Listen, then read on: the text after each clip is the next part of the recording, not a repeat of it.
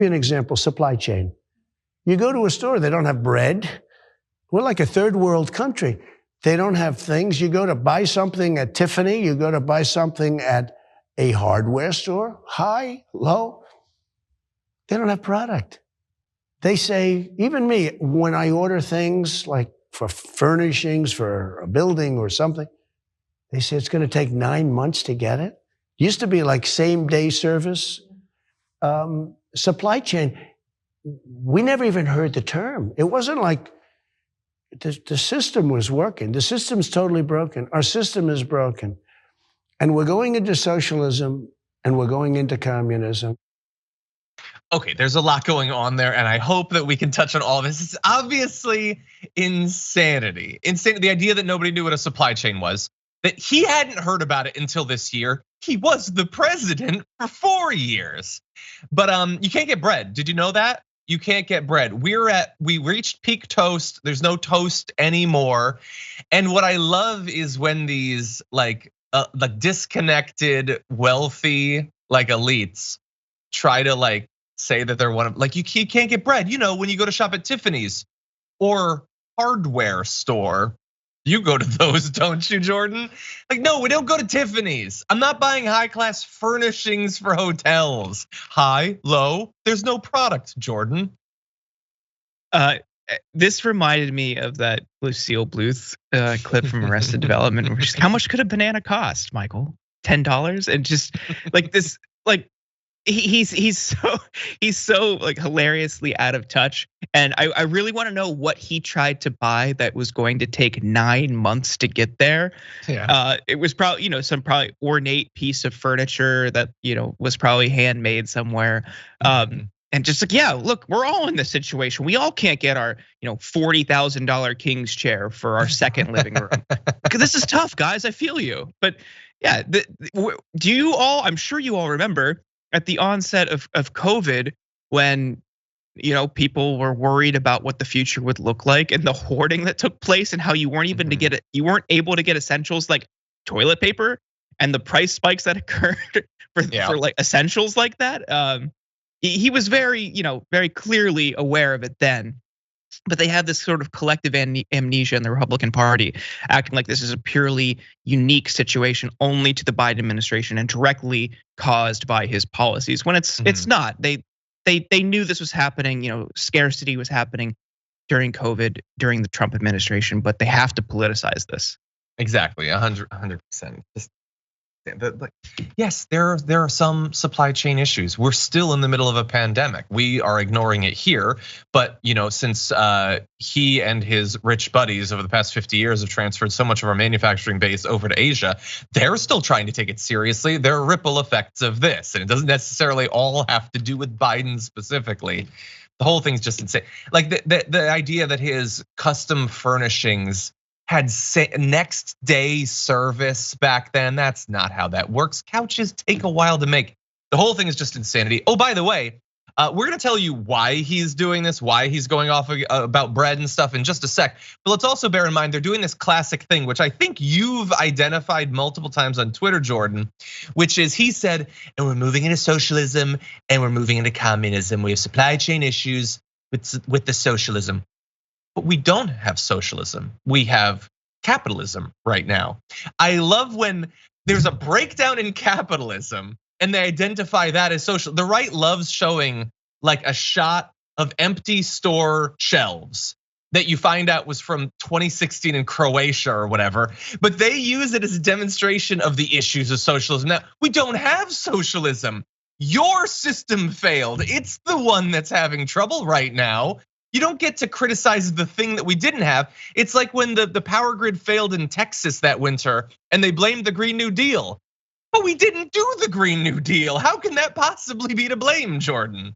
It's an amazing little disappearing act there. For that, it was crony capitalism and these empty shelves. I mean, what system loves artificial scarcity more than capitalism? It gives them an opportunity to raise prices and profiteer in a moment of national distress. So, but look, they keep saying it, we're returning to socialism, we're returning to communism, buddy. I wish.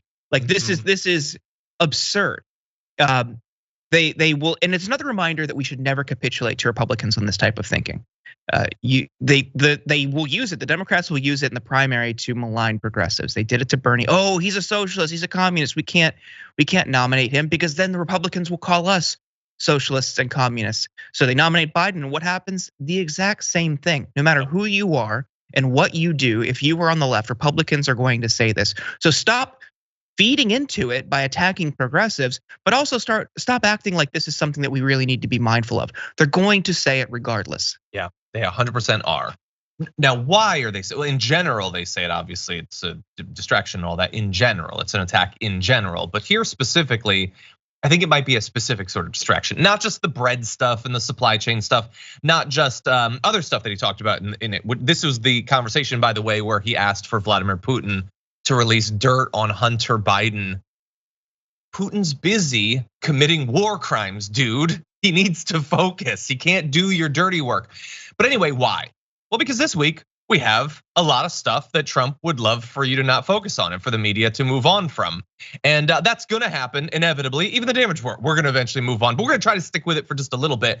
Not only the judge ruling earlier this week that he almost certainly committed felony obstruction in a criminal legal theory thing that he knew was illegal, but also the call logs. If you didn't see the show yesterday, White House call logs the National Archives turned over to the House January 6th committee have a 7-hour gap that don't include any calls that the president made or received from 11:17 a.m. to 6:54 p.m. on January 6th. Now, what's interesting about that is it would be one thing if it was just he'd had a couple Filet-O-Fish and he had a long midday nap or something, but that's not actually what happened, because we know specifically about some of the calls that happened during that time that have been suspiciously scrubbed from the official record. And I will remind you of a few. These are things that, for the most part, we've talked about as each of these has come out in terms of news. For instance, it doesn't include his final call with then Vice President Mike Pence. It might have been the last phone call at that point that Mike Pence ever had in his life, because they were trying to kill him. So that's where he was trying to pressure Pence to overturn the election certification process. That's not on this record. A call with House Minority Leader Kevin McCarthy is also omitted.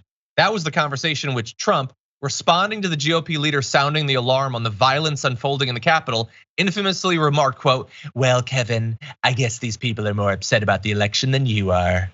That is according to Representative Jamie Herrera Butler. He told them like they're justified to be angry and to be hunting the halls of Congress for your blood. That's a call that should probably be on the log. Senator Mike Lee told the Salt Lake Tribune that he got a call from Trump moments after the Capitol Police halted the Senate proceedings. According to Lee, the president had apparently misdialed and meant to reach Senator Tommy Tuberville. Tuberville told Trump that Pence was being evacuated. So he was trying to reach multiple senators. That's not in the log. There are calls that Jim Jordan has talked about. Those aren't on the log. For instance, Politico reported that Representative Matt Gaetz participated in just one of the several Jim Jordan calls to Trump. This is when they urged the president to call off his supporters as they were attacking the building. Jordan told Politico that he'd have to think about it when asked to confirm if Gaetz was present, and Gaetz himself has refused to say if he was part of the call. But the calls were definitely happening, Jordan. And these are the ones that we've gotten Republicans, sometimes openly, sometimes they've sort of stumbled into admitting that the calls were there. But that's a 7-hour period. There could have been a lot more phone calls than just these. Right. I mean, the old cliche, if there's smoke, there's typically fire, applies here. That they went out of their way to scrub these records, that there's, spotty details, and all of a sudden I've got amnesia type behavior from members of Congress, and that the stories aren't always aligning or they're changing details, should all collectively show you that they knew what they were doing was wrong. They knew the consequences of their actions. You can infer what their motive was.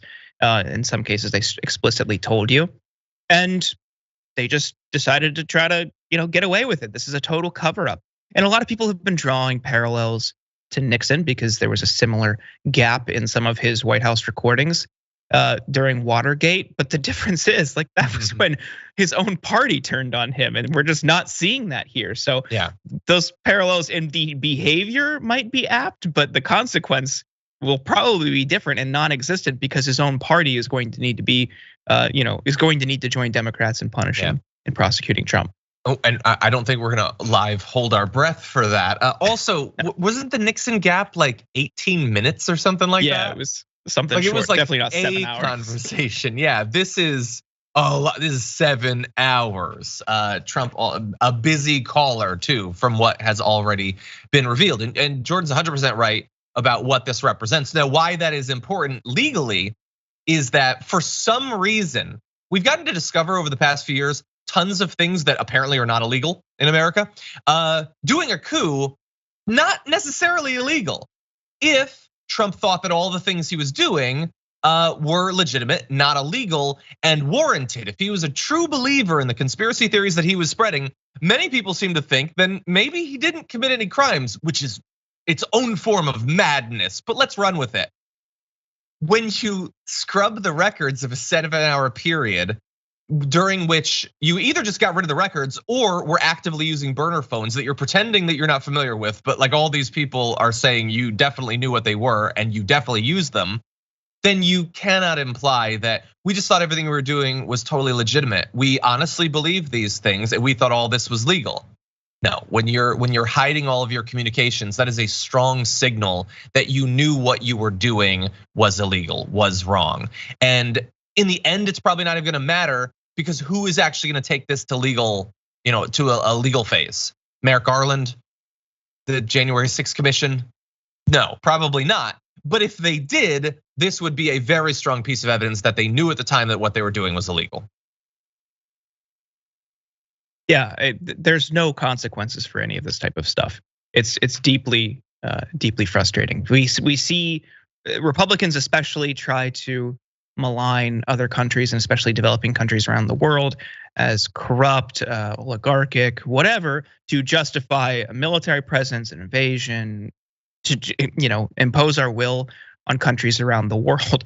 And you look here, they just don't seem to care if someone's willing to completely overrule the will of the voters and subvert democracy for their own political gain. It's deeply frustrating, and this is very serious. It's sort of in the past, and I really worry about what it's going to look like going forward if they collectively realize there's no consequences for any of this stuff. We can just do whatever we want. Democrats are going to do anything. Our own party isn't going to care. They'll keep voting for us. In fact, it might even mobilize voters. So what's stopping them from doing it again, or just completely ignoring local or state election results? Like, it's extremely dangerous as we go forward if there's no consequences. Exactly. Yeah, there's not a lot of learning that goes on in American politics, but we have been learning how little consequence there is for virtually anything. How few defenses there are against even the most radical moves. Well, so this is important for the gap is important for legal reasons. Also, one would think the Republicans would kind of have a problem with it.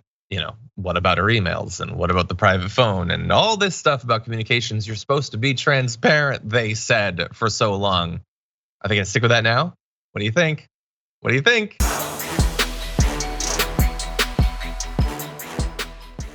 Check out the Damage Report podcast each day, wherever you get your podcasts, whether Pocket Casts or Stitcher or iTunes. You can join me as I give you the news and stories you want, with a range of co-hosts and interview guests jumping in on the fun each day. Again, that's the Damage Report, wherever you get your podcasts. And if you get them at iTunes, don't forget to rate and review. Sometimes I'll read them live on the show.